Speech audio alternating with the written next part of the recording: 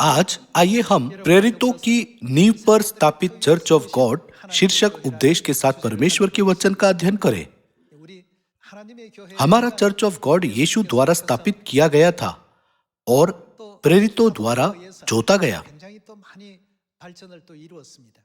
फिर चौथी शताब्दी के आसपास सबत और फसह गायब हो गए और परमेश्वर के आराधना के नियम धीरे धीरे बुत परस्त धर्मों में बदल गए।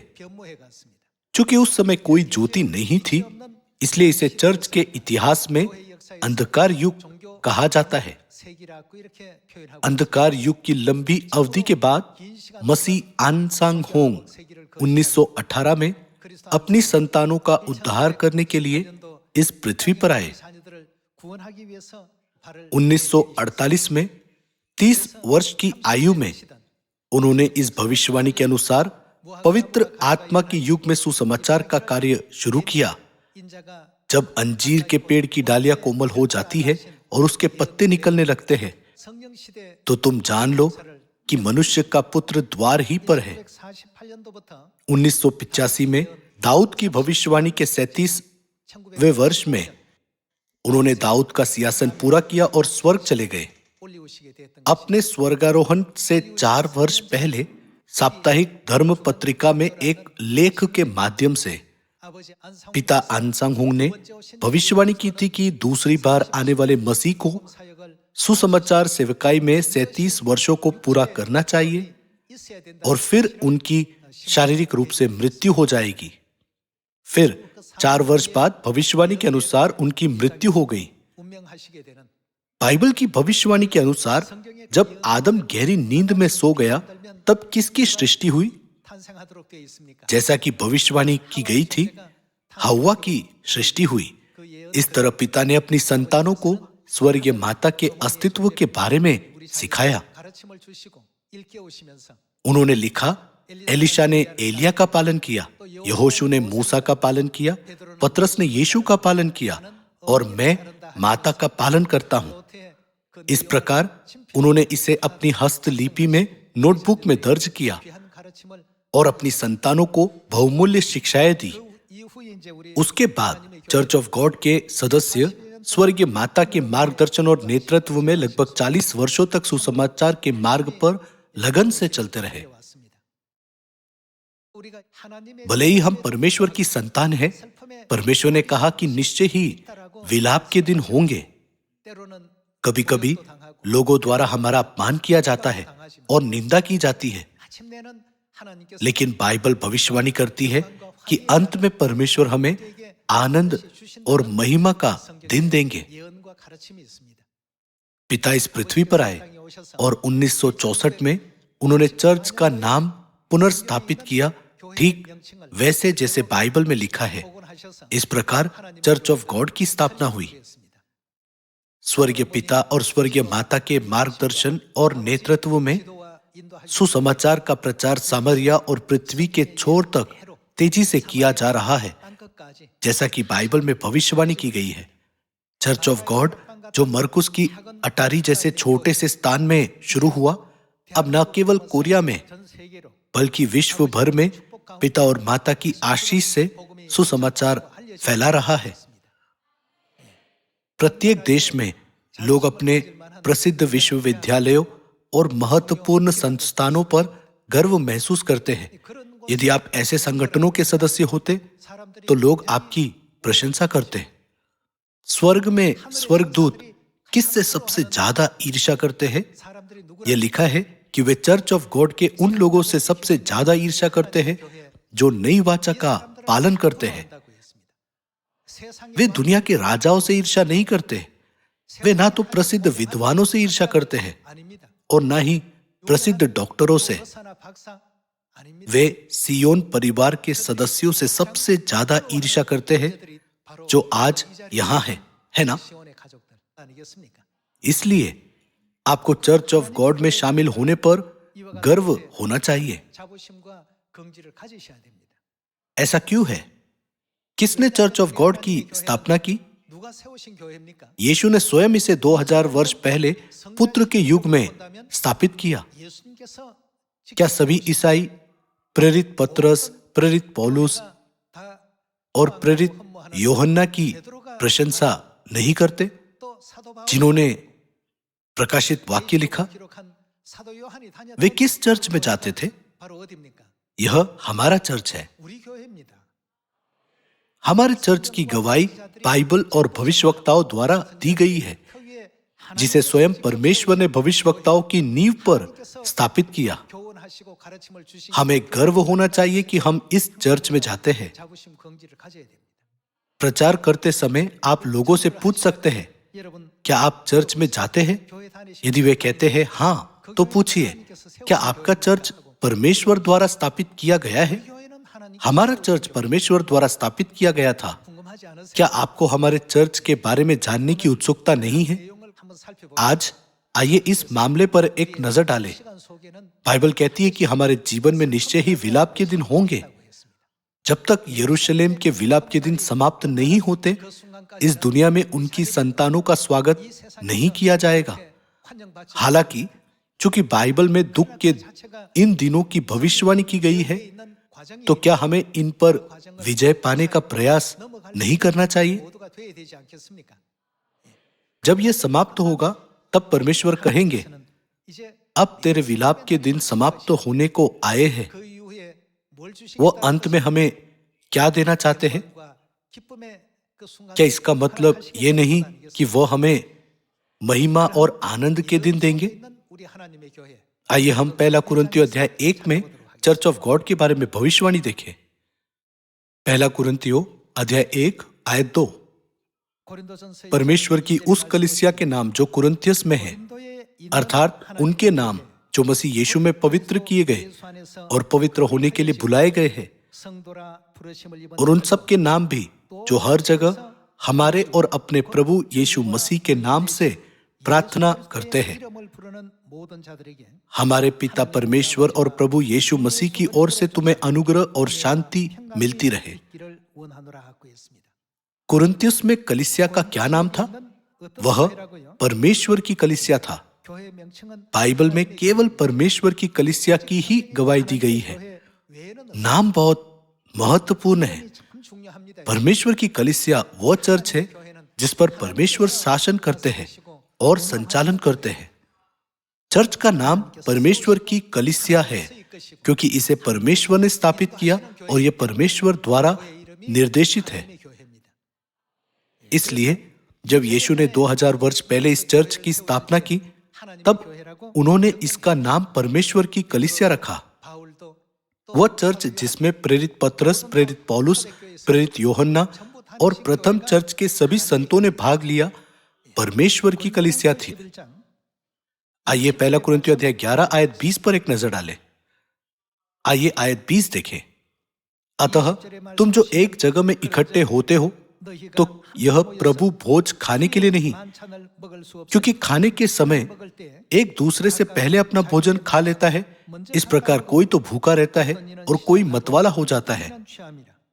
क्या खाने पीने के लिए तुम्हारे घर नहीं, या परमेश्वर की कलीसिया को तुच्छ जानते हो और जिनके पास नहीं है उन्हें लज्जित करते हो? मैं तुमसे क्या कहूं? क्या इस बात में तुम्हारी प्रशंसा करूं? नहीं, मैं प्रशंसा नहीं करता। यहां क्या नाम लिखा है? परमेश्वर की कलीसिया।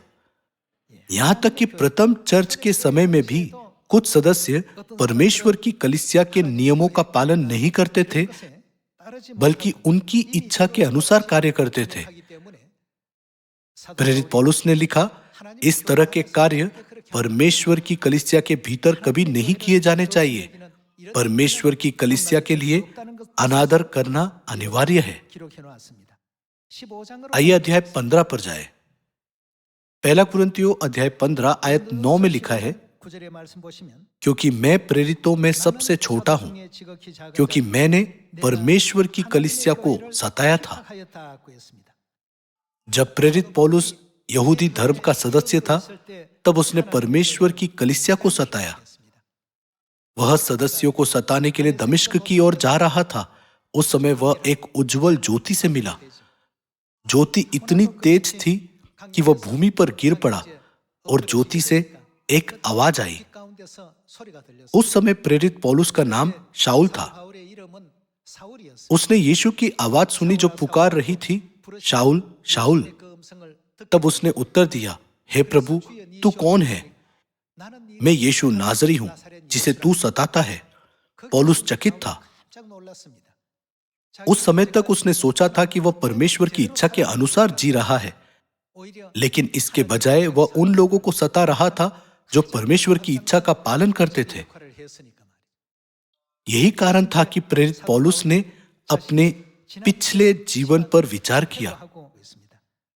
आइए आयत 9 पर फिर से देखें। क्योंकि मैं प्रेरितों में सबसे छोटा हूं, वरन प्रेरित कहलाने के योग्य भी नहीं, क्योंकि मैंने परमेश्वर की कलीसिया को सताया था। पौलुस ने सोचा, जब मैं यहूदी धर्म में था तब मैंने परमेश्वर की कलीसिया को सताया, लेकिन मुझे एक प्रेरित का बहुमूल्य पद और उपाधि दी गई। मैं इस आशीष के योग्य नहीं हूं। यहां प्रेरित पौलुस बता रहे हैं कि कैसे उन्होंने सत्य को जाने बिना परमेश्वर की कलीसिया को सताया। आइए पहला तीमुथियुस अध्याय 3 आयत 15 पर एक नजर डालें।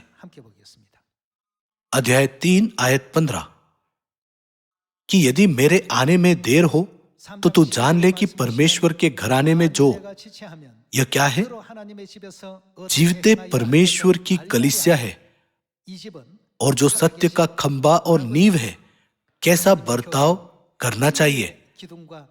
इसमें संदेह नहीं कि भक्ति का भेद गंभीर है। जब हम इन सभी वचनों की जांच करते हैं, तब प्रथम चर्च का नाम क्या था जिसे यीशु मसीह ने स्थापित किया? यह परमेश्वर की कलीसिया है। तब परमेश्वर की कलीसिया किस नींव पर बनाई गई? आइए इफिसियों अध्याय 2 आयत 20 पर एक नजर डालें। अध्याय 2 आयत 20 और प्रेरितों और भविष्यवक्ताओं की नींव पर, जिसके कोने का पत्थर मसीह यीशु स्वयं ही है, बनाए गए हो, जिसमें सारी रचना एक साथ मिलकर प्रभु में एक पवित्र मंदिर बनती जाती है, जिसमें तुम भी आत्मा के द्वारा परमेश्वर का निवास स्थान होने के लिए एक साथ बनाए जाते हो। कौन सी कलीसिया प्रेरितों और भविष्यवक्ताओं के विश्वास और उनके द्वारा सीखे और प्राप्त सत्य की नींव पर बनाई गई? यह परमेश्वर की कलीसिया है। यीशु ने इसे इस प्रकार स्थापित किया। मसीह ने उस चर्च की स्थापना की जिसकी भविष्यवाणी पूरी बाइबल में की गई है और जिसका भविष्य निश्चित है। उन्होंने परमेश्वर की कलीसिया को मानव जाति के उद्धार के लिए सबसे महत्वपूर्ण स्थान के रूप में स्थापित किया। इसलिए हमें अपने चर्च पर गर्व करना चाहिए। आइए मत्ती अध्याय 16 आयत 15 देखें। मत्ती अध्याय 16 आयत 15 उसने उनसे कहा, परंतु तुम मुझे क्या कहते हो? शिमोन पतरस ने उत्तर दिया, तू जीविते परमेश्वर का पुत्र मसीह है। यीशु ने उसको उत्तर दिया, हे शिमोन योना के पुत्र, तू धन्य है, क्योंकि मांस और लहू ने नहीं, परंतु मेरे पिता ने जो स्वर्ग में है, ये बात तुझ पर प्रकट की है। अब आइए करीब से देखें। आयत 18 और मैं भी तुझसे कहता हूं कि तू पतरस है, और मैं किसे संदर्भित करता है? यीशु को। इस पत्थर पर वो क्या बनाएंगे? अपनी कलीसिया बनाऊंगा। अपनी कलीसिया किसका चर्च है? त्रिएक पिता, पुत्र और पवित्र आत्मा के अनुसार यीशु पुत्र परमेश्वर है। और मैं इस पत्थर पर अपनी कलीसिया बनाऊंगा और अधोलोक के फाटक उस पर, अधोलोक के फाटक क्या नहीं होंगे? वे प्रबल ना होंगे। मैं तुझे स्वर्ग के राज्य की कुंजियां दूंगा, और जो कुछ तू पृथ्वी पर बांधेगा वह स्वर्ग में बंधेगा, और जो कुछ तू पृथ्वी पर खोलेगा वह स्वर्ग में खुलेगा। यीशु ने इस चर्च के अधिकार को स्वीकार किया। जब हम मत्ती अध्याय 16 करीब से देखते हैं, तब हम देख सकते हैं कि यीशु ने पतरस को यह कहते हुए आशीष दिया, तू पतरस है और मैं इस पत्थर पर अपनी कलीसिया बनाऊंगा। यदि हम उस चर्च को खोजें जिसमें पतरस, पौलुस और यूहन्ना ने भाग लिया था, जो नबियों की नींव पर बनाया गया चर्च है, तो हम जान सकते हैं कि उस चर्च की स्थापना किसने की, है ना? 2000 वर्ष पहले यीशु ने कहा, मैं अपनी कलीसिया स्थापित करूंगा, और पतरस को शरीर में आए परमेश्वर को पहचानने के लिए स्वर्ग के राज्य की कुंजियां दी। हमें पूछना चाहिए, किस चर्च को ऐसा अनुग्रह और आशीष प्राप्त हुआ? हमें बाइबल को नजरअंदाज नहीं करना चाहिए, बल्कि ध्यान से उसकी जांच करनी चाहिए। क्या यह अद्भुत नहीं होगा यदि हम उसी चर्च में भाग लें? सभी लोगों, यह चर्च जहां उद्धार की गारंटी है और सत्य का वादा किया गया है, वह हमारा चर्च ऑफ गॉड है। हमें इस बारे में जागरूक होना चाहिए। आइए लूका अध्याय 22 आयत 7 पर एक नजर डालें। लूका अध्याय 22 आयत 7। तब अख़मीरी रोटी के पर्व का दिन आया, जिसमें फसह का मेमना बलि करना आवश्यक था। यीशु ने पतरस और यूहन्ना को यह कहकर भेजा, जाकर हमारे खाने के लिए फसह तैयार करो। यह वह चर्च था जहां पतरस और यूहन्ना ने फसह की तैयारी की। उन्हें ऐसा करने की आज्ञा किसने दी? परमेश्वर शरीर में इस पृथ्वी पर आए और पतरस और यूहन्ना को तैयारी करने के लिए भेजा। दूसरे शब्दों में, सत्य के द्वारा परमेश्वर अब एक एक करके प्रकट कर रहे हैं कि कौन सी कलीसिया है जो प्रेरितों और भविष्यवक्ताओं की नींव पर स्थापित हुई। आजकल समुद्र के किनारे की रेत के समान अनेक चर्च है। हालांकि दुनिया के अनेक चर्चों में से कौन सा चर्च फसह को महत्व देता है, परमेश्वर द्वारा दिए गए सत्य के नियम का आदर करता है और उचित नियमों के अनुसार उनकी आज्ञाओं का ईमानदारी से पालन करता है? यह केवल चर्च ऑफ गॉड है। आइए वचन पढ़ना जारी रखें। आयत 14। जब घड़ी आ पहुंची तो वह प्रेरितों के साथ भोजन करने बैठा, और उसने उनसे कहा, मुझे बड़ी लालसा थी कि दुख भोगने से पहले यह फसह तुम्हारे साथ खाऊं।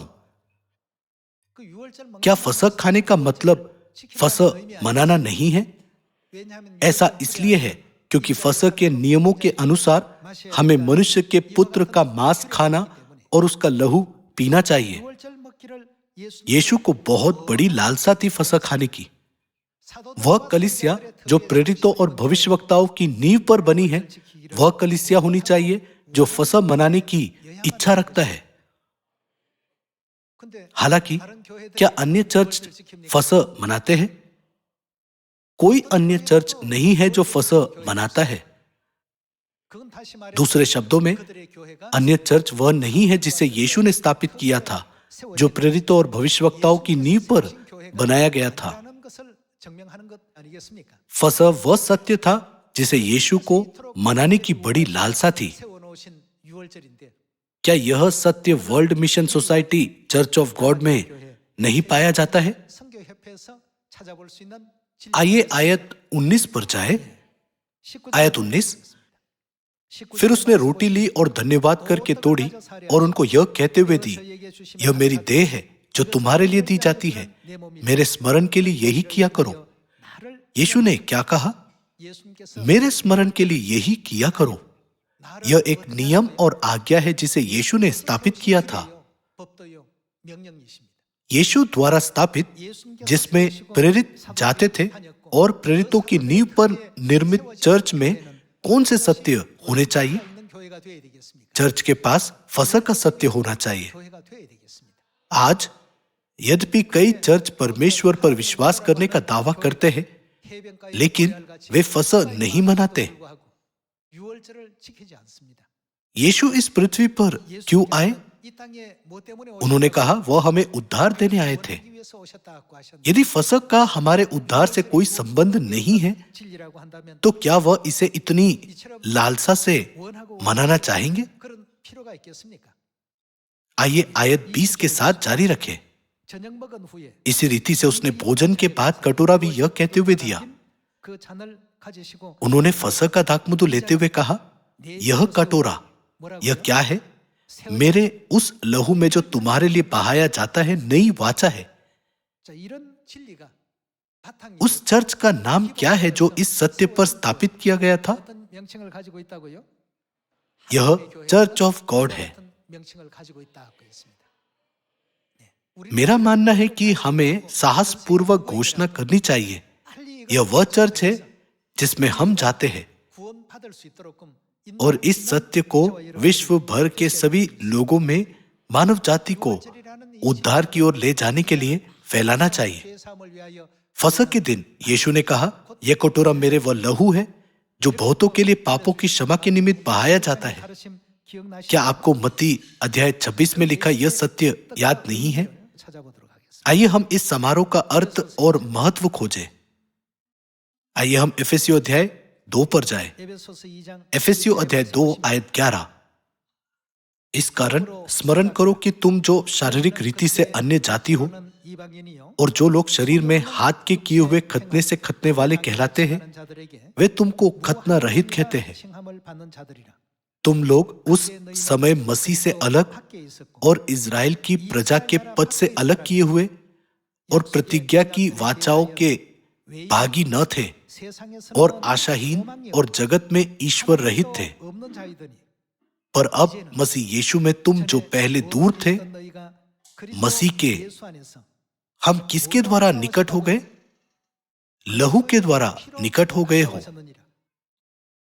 सत्य की वाचा जो मसीह के लहू से जुड़ी है बहुत महत्वपूर्ण है।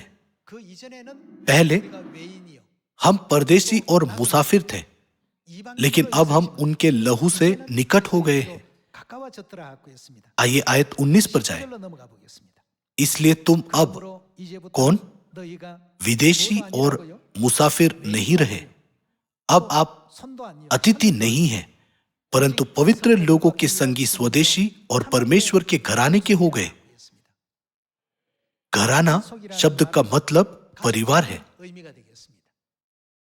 मसीह के लहू से हम परमेश्वर के निकट हो गए हैं।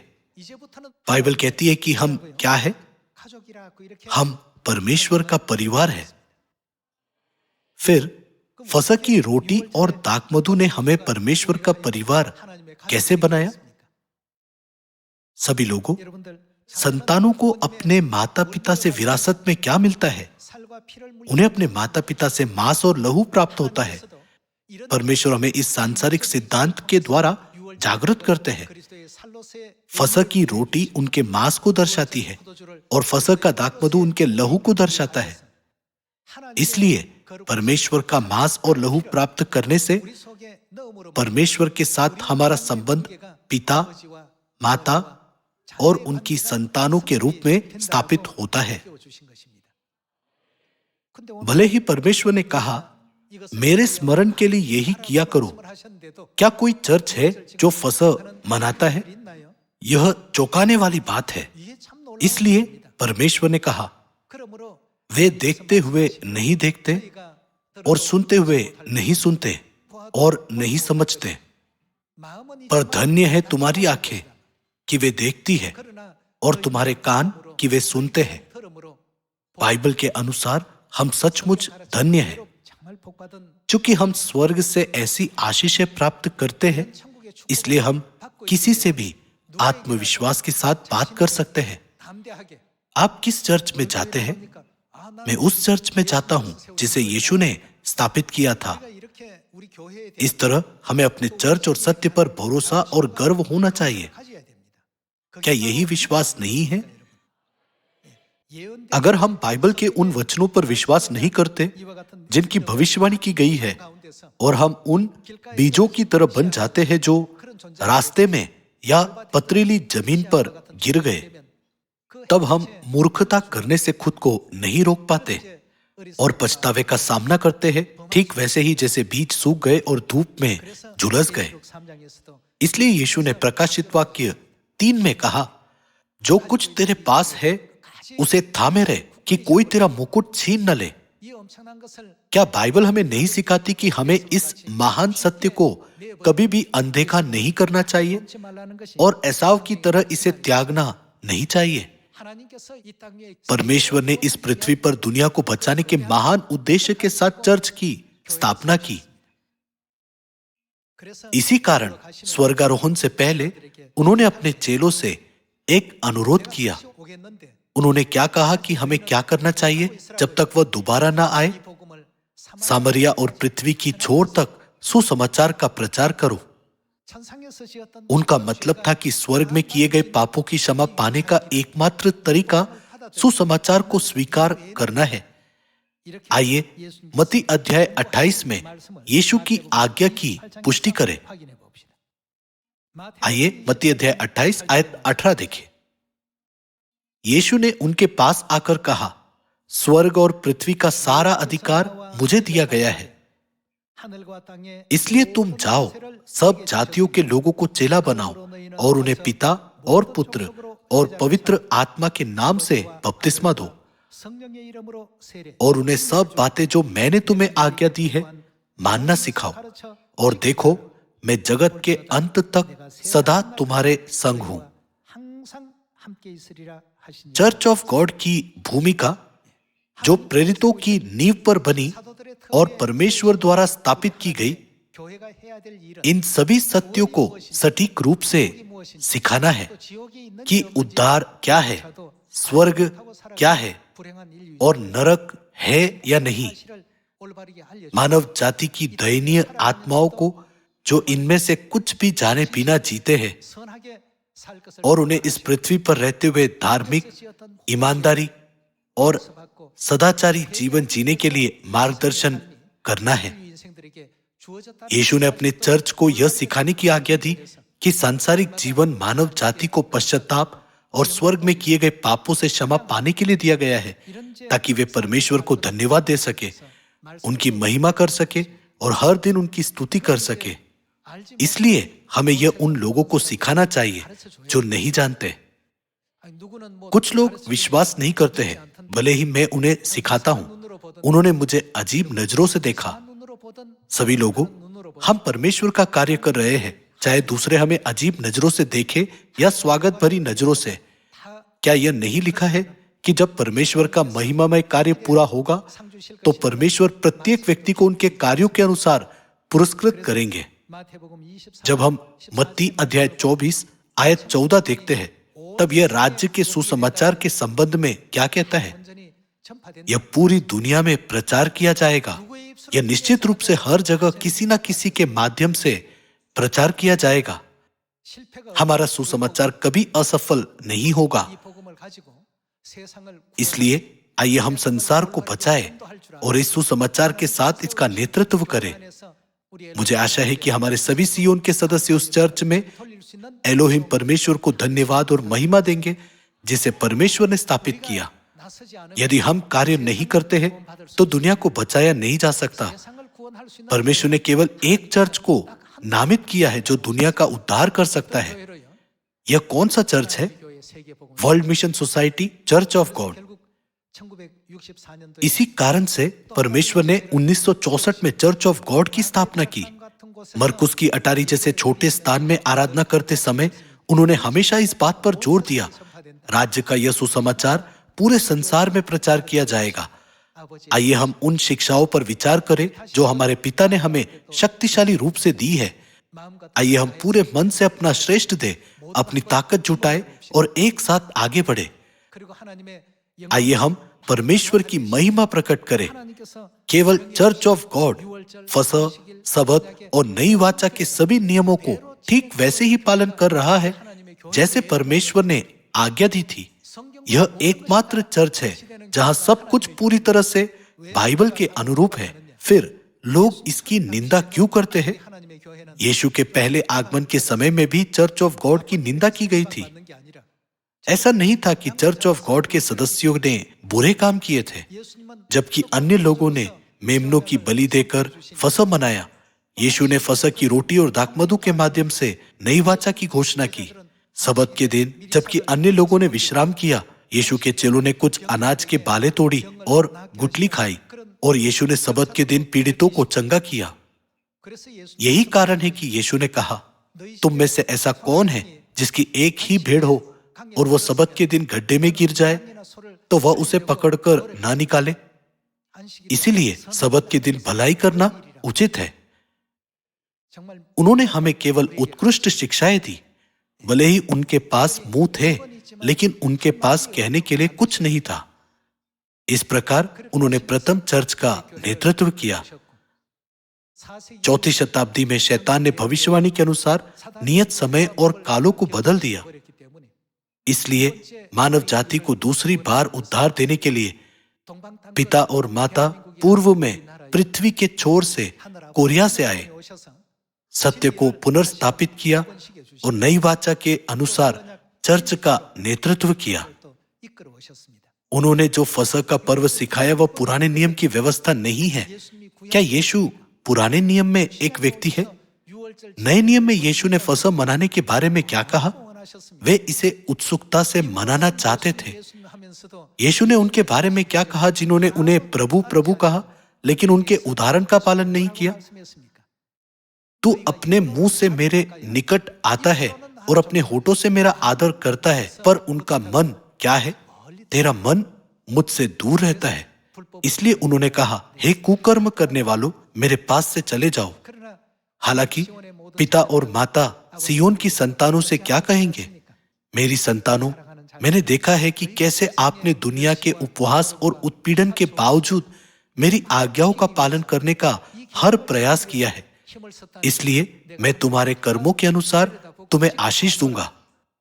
जब आप इसके बारे में सोचते हैं तो क्या आपके हृदय जोर से नहीं धड़कते? थोड़ा और प्रयास और शक्ति के साथ हमारे सभी सियोन सदस्य पिता का स्वागत करने के लिए तैयार हो सके। मैं ईमानदारी से आपसे अनुरोध करता हूं कि आप समरिया और पृथ्वी के छोर तक इस सुसमाचार को फैलाने के लिए स्वयं को समर्पित करें। इसके द्वारा मैं आज के उपदेश को समाप्त करना चाहूंगा। आपका बहुत बहुत धन्यवाद।